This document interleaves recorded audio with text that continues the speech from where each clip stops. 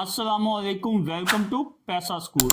आज की वीडियो बड़ी ही खास होने वाली है। आज की वीडियो को बनाने का मकसद आपकी सोच को दुरुस्त करना है और आपको इस बात को सोचने पे मजबूर करना है कि आउट ऑफ द बॉक्स कैसे सोचा जाता है। मैं एक आर्टिकल पढ़ रहा था जिसमें मैंने पढ़ा कि दुनिया की दौलत का सबसे बड़ा जो हिस्सा इस वक्त है वो यहूदियों के पास है। इस बात ने मुझे बहुत ज़्यादा शॉक्ड किया और मैंने इसके बारे में मज़ीद पढ़ना शुरू कर दिया। आज की वीडियो इस हवाले से भी बड़ी इंपॉर्टेंट है कि आपकी जहन साजी की जाए कि पैसा दुनिया में लोग कैसे बनाते हैं। आज की वीडियो का हरगज भी ये मकसद नहीं या पर्पस नहीं है कि किसी की वैल्यूज को प्रमोट किया जाए। सिर्फ बताने का मकसद ये है कि हम भी क्या आउट ऑफ द बॉक्स या आउट ऑफ द वे जाके कभी सोचते हैं कि पैसा है क्या और इसको कैसे कमाया जाता है। आज की वीडियो का टॉपिक है why Jewish people make a lot of money in business. यहूदी कारोबार में पैसा कैसे बनाते हैं, उसकी बुनियादी वजूहात क्या हो सकती हैं। 6 ऐसी वजूहात आज मैं आपके साथ शेयर करूंगा जिसको जान के आप बड़े हैरान हो जाएंगे। आप कहेंगे कि ये ऐसी वजूहात हैं जो हमारी नॉर्मल लाइफ में हम इसको देखते भी हैं लेकिन हमने कभी इनको प्रैक्टिस ही नहीं किया, जिसकी वजह से आप फील करेंगे कि हम कितना लॉस करते हैं। बेसिकली जब अपनी हिस्ट्री को हम देखते हैं तो हमें इस बात का समझ आती है कि हमने अपना कितना बड़ा घाटा कर दिया है। एक टाइम था हम दुनिया में नंबर 1 नेशन हुआ करते थे और दुनिया में हम तिजारत में सबसे आगे थे और हम सबसे ज्यादा पैसा बना रहे थे। फिर क्या वजह बनी कि हम बहुत पीछे रह गए? ये सवालिया निशान मैं आपके पास छोड़ता हूं और इसका जवाब आप जरूर सोचिएगा कि इसकी क्या वजह बनी कि आज हम दुनिया में पैसे के हवाले से बहुत पीछे हैं।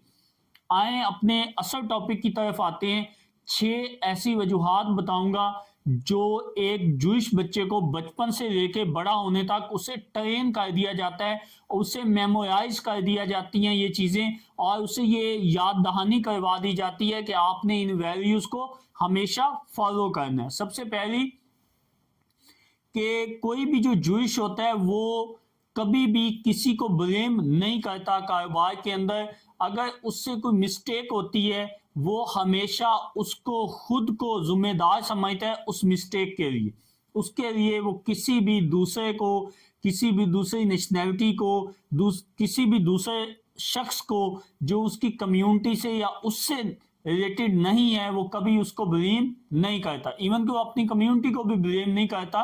वो खुद को देखता है, एनालाइज करता है, ऑब्जर्व करता है और खुद को बेहतर करने के लिए स्टेप लेता है। दूसरे नंबर पे अगर हम बात करें तो वो बिलीव करता है अपने आप पे, वो खुद पे बहुत यकीन करता है। उसे पता है कि मैं गिरूंगा तो मैं दोबारा उठ जाऊंगा और उठ के जो मैंने मिस्टेक की है उसको मैं ओवरकम करूंगा और बेहतर से बेहतर परफॉर्मेंस दिखाऊंगा। तीसरे नंबर पे जो सबसे बड़ी रीजन है कि Jewish don't work for another, यानी कि जूइश कभी भी काम नहीं करता दूसरों के लिए। इसका बहुत बड़ी लॉजिक वो ये देते हैं कि जी कोई हिस्ट्री में उनका ये कहा जाता है कि हम किसी के लिए काम नहीं करते।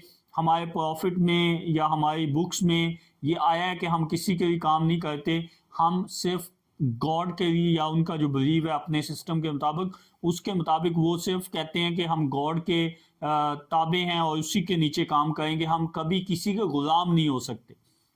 अगर आप इसको क्लोज ऑब्जर्व करें और इसको एनालाइज करें तो याद रखें वो फ्रीडम पे बिलीव करते हैं, खुद पे यकीन रखते हैं और आज़ादी के साथ काम करने को तरजीह देते हैं। वो हमेशा खुद के बॉस खुद होते हैं। कभी भी कोई यहूदी किसी के नीचे जॉब करता हुआ आपको बहुत रेयर नजर आएगा। हो सकता है कहीं पे दुनिया में कोई एक आधा या 10%, 5% कोई यहूदी दूसरों के नीचे काम करते हो, लेकिन दुनिया में ज्यादातर जो यहूदी हैं वो खुद के खुद बॉस हैं, उनके अपने बिजनेसेस हैं। किसी भी कैपेसिटी में हैं, लेकिन वो अपने बिजनेसेस हैं। आप याद रखें, दुनिया की जितनी भी बड़ी फैक्ट्रियां हैं, कंपनियां हैं, इंडस्ट्रियां हैं, सब पे यहूदियों का होल्ड है, यानी उनके अंदर यहूदियों का शेयर है। उसके बाद चौथे नंबर पे बात करेंगे, वो अपनों को मौका देते हैं।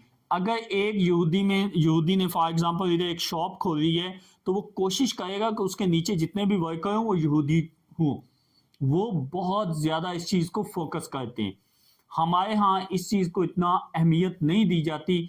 तो ये भी बात बड़ी सोचने की है कि यहूदी हमेशा अपनी कम्युनिटी को और अपने लोगों को प्रमोट करता है। वो इसी वजह से प्रमोट करता है कि वो समझता है, उसकी थॉट मुझे यही समझ आई है कि वो अपनों को प्रमोट करेगा, यानी डायरेक्ट फायदा अपनों को हो और अपने उसके जो फैमिली है या उसके अपनी कम्युनिटी मेंबर्स हैं वो ऊपर उठें। उसके बाद पांचवें नंबर पे जो बहुत ही इंपॉर्टेंट पॉइंट है, इसको आप जेनों में बिठा लें। स्पेशली अगर आप कारोबार की दुनिया में बड़ा नाम बनाना चाहते हैं, तो ये एक ऐसा पॉइंट है, ये हमारे लिए भी ये शेयर वैल्यू में आता है कि इसमें हाई प्रॉफिट मार्जिन और लो कंपटीशन, यानी कि यहूदी हमेशा वहां काम करेगा, ऐसे बिजनेस में हाथ डालेगा, ऐसी जगह पे इन्वेस्टमेंट लगाएगा या ऐसा बिजनेस आइडिया सोचेगा जहां पे प्रॉफिट बहुत हाई होता है और कंपटीशन ना होने के बराबर होता है और इन्वेस्टमेंट भी लो होती है।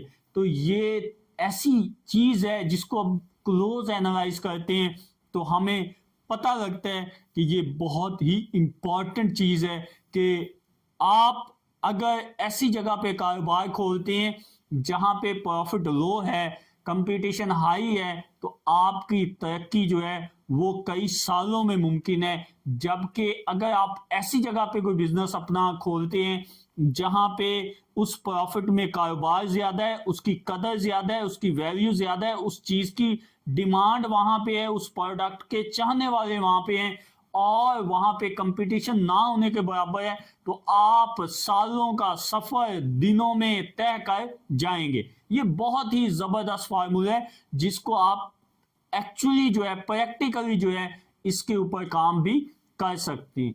नंबर 6 पे यहूदी चैरिटी पे बिलीव करता है। वो अपने सिनेगॉग को चैरिटी करता है और वो पैसा उनके आगे फिर नीचे तक लोगों को जाता है। ये 6 ऐसी वैल्यूज हैं, इनको आपके साथ शेयर करने का मकसद ये था कि आप भी ये जान लें कि यहूदी दुनिया में सबसे ज्यादा दौलतमंद क्यों हैं। किसी की वैल्यूज को प्रमोट करने का मकसद नहीं था, बल्कि मकसद है कि आपके किस्मत पे और दिमाग पे लगे हुए जो बंद ताले हैं वो खुल जाएं। आप भी आउट ऑफ द बॉक्स सोचने की एबिलिटी रखें और आप ये जानें कि दुनिया में लोग कैसे काम करते हैं, कैसा पैसा बनाते हैं, कैसे अपने प्यारों की और अपने मुल्क की तकदीर बदलते हैं। आज की वीडियो यहीं पे इख्तिताम पजीर होती है। वीडियो अच्छी लगी हो तो लाइक कीजिए, शेयर कीजिए, दुआओं में याद रखिए। वस्सलाम। पाकिस्तान पाइंदाबाद।